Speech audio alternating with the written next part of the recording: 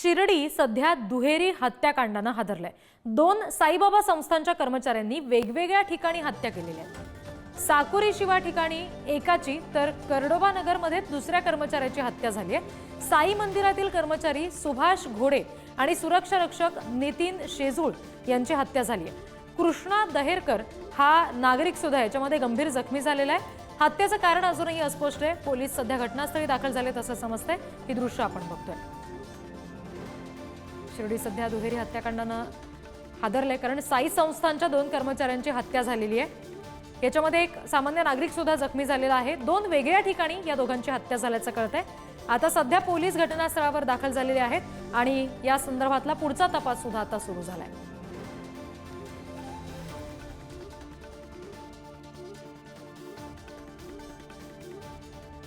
आणखी तपशील आपण घेणार आहोत। प्रतिनिधी प्रशांत शर्मा या संदर्भात बोलण्यासाठी आपल्याशी जोडले गेलेले आहेत।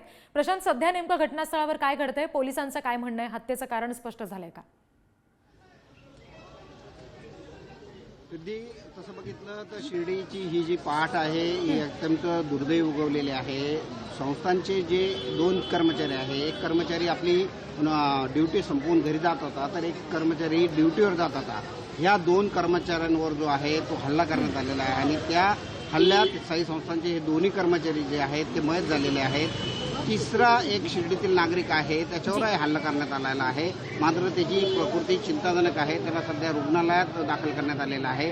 पहाटेच घडलेल्या या घटनेने पूर्ण शिर्डी हादरून गेलेली आहे।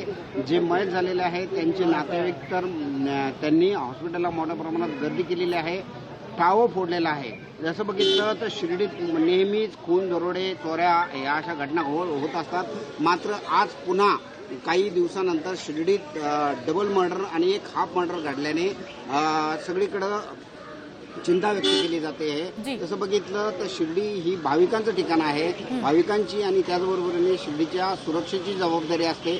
मात्र आजच्या घटनेने पुन्हा एकदा शिर्डी हादरून गेलेली दिसून येते आहे। एकंदरीत बघली तर पोलिसांनी आता घटनास्थळी जाऊन जे मृतदेह आहेत ते ताब्यात घेतलेले आहे आणि पुढचा तपास जो आहे तो सुरू केला आहे। जी प्रशांत, पुढचा तपशील वेळोवेळी तुमच्याकडून घेऊ। तुर्तास धन्यवाद दिलेल्या माहितीसाठी।